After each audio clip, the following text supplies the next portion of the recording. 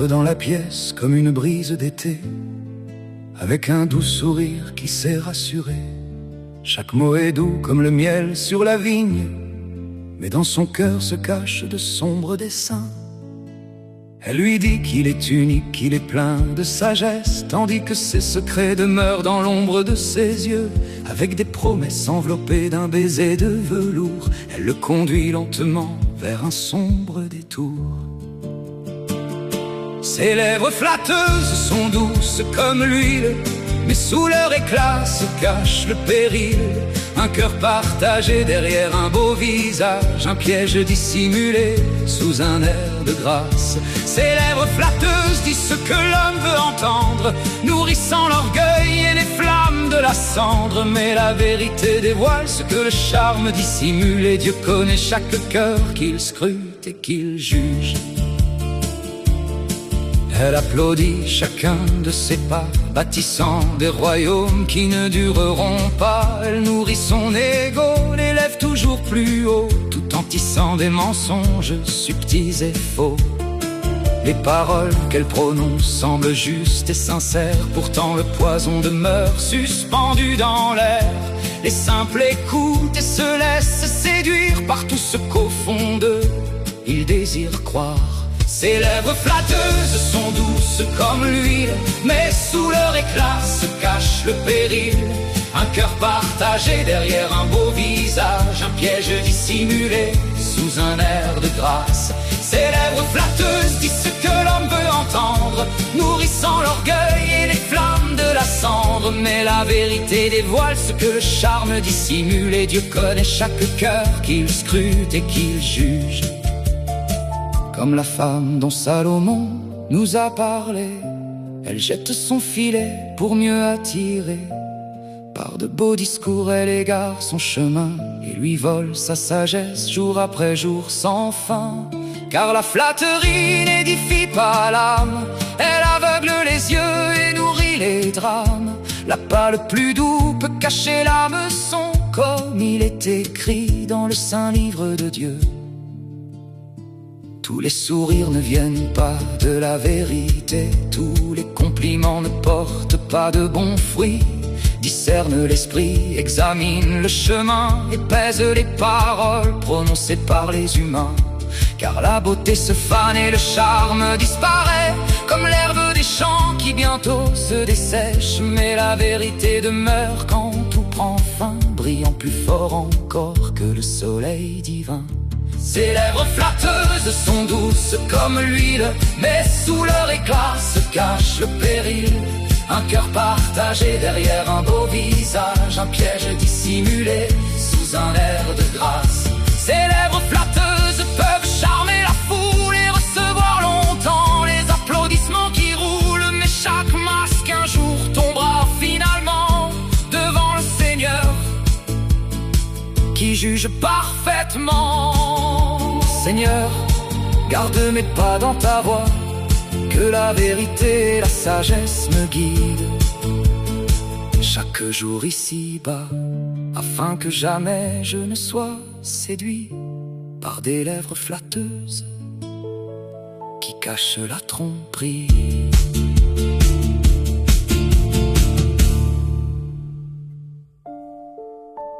Les versets de la Bible KJV qui parlent des langues flatteuses et de la séduction spirituelle. La Bible KJV met souvent en garde contre les paroles flatteuses, les lèvres trompeuses, les discours séduisants et les langues mensongères. Bien que l'expression exacte « séduire les églises » ne soit pas employée en lien direct avec la flatterie, l'Écriture établit un parallèle clair entre les paroles flatteuses, les faux docteurs et la séduction spirituelle qui détournent le peuple de Dieu de la vérité. 1. Les langues et lèvres flatteuses. Psaume 12, 2, 3. Ils se parlent faussement les uns aux autres, ils ont des lèvres flatteuses, ils parlent d'un cœur double.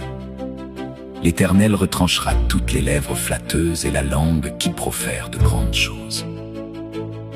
L'un des passages les plus sévères de la Bible contre la flatterie. Proverbe 26, 28. Une langue mensongère est ce qu'elle afflige et une bouche flatteuse produit la ruine. La flatterie ne construit pas, elle détruit. Proverbe 29:5.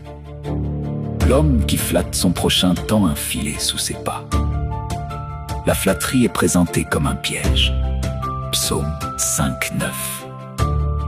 Car il n'y a aucune fidélité dans leur bouche, leur intérieur n'est que méchanceté. Leur gosier est un sépulcre ouvert, ils flattent avec leur langue. La flatterie cache des intentions mauvaises. Job 32, 21, 22. Je ne ferai exception de personne, et je ne donnerai à aucun homme des titres flatteurs. Car je ne sais point donner des titres flatteurs, autrement mon Créateur m'enlèverait bientôt. Élihu refuse d'employer des paroles flatteuses. La femme étrangère, la flatterie comme outil de séduction. Dans le livre des Proverbes, la séduction morale et spirituelle est souvent représentée par une femme étrangère qui utilise des paroles flatteuses. Pour te délivrer de la femme étrangère, de l'étrangère qui flatte par ses paroles. Car les lèvres de la femme étrangère distillent le miel, et sa bouche est plus douce que l'huile. Pour te préserver de la femme mauvaise, de la flatterie, de la langue d'une étrangère. Elle le fit céder par l'abondance de ses discours. Elle l'entraîna par la flatterie de ses lèvres. On retrouve toujours les mêmes éléments. Des paroles séduisantes, un langage doux, des lèvres qui distillent le miel, une langue flatteuse. Ce sont les instruments de la séduction. Les faux docteurs utilisent les mêmes méthodes. Le Nouveau Testament applique ce principe aux faux enseignants qui séduisent les croyants. Romains 16, 17, 18. Je vous exhorte, frères, à prendre garde à ceux qui causent des divisions et des scandales contre la doctrine que vous avez apprise, et éloignez-vous d'eux. Car ces gens-là ne servent point notre Seigneur Jésus-Christ, mais leur propre ventre, et par de belles paroles et des discours flatteurs, ils séduisent les cœurs des simples. Les belles paroles et les discours flatteurs sont l'équivalent néo-testamentaire des lèvres flatteuses. Car, en prononçant des discours enflés de vanité, ils attirent par les convoitises de la chair. Les faux docteurs utilisent des paroles impressionnantes pour attirer les gens. Jude 16. Leur bouche prononce des paroles hautaines. Ils admirent les personnes par intérêt. Ils flattent les hommes pour en tirer un avantage. Les esprits séducteurs et les églises séduites. 1 Timothée 4:1. Or, l'Esprit dit expressément que dans les derniers temps, quelques-uns abandonneront la foi, s'attachant à des esprits séducteurs et à des doctrines de démons. Mais les hommes méchants et les séducteurs iront en empirant, séduisant les autres et étant eux-mêmes séduits. Éphésiens 4:14. Afin que nous ne soyons plus des enfants flottants et emportés à tout vent de doctrine, par la tromperie des hommes et leur habileté dans les moyens de séduction. Apocalypse 2. Tu laisses cette femme Jézabel enseigner et séduire mes serviteurs. Ici, le Seigneur reproche à l'Église de tolérer une influence spirituellement séductrice. 5. La grande prostituée, image de la séduction religieuse. L'un des grands thèmes prophétiques de la Bible est que l'infidélité spirituelle est représentée par une femme qui séduit les peuples loin de Dieu.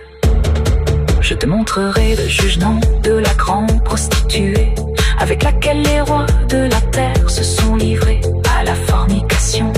Car par tes sortilèges, toutes les nations ont été séduites. De la même manière que la femme étrangère des proverbes séduit un jeune homme par ses paroles flatteuses, le système religieux corrompu d'Apocalypse 17, 18 séduit les nations entières et les détourne de la vérité. Le fil conducteur biblique. La Bible présente une progression cohérente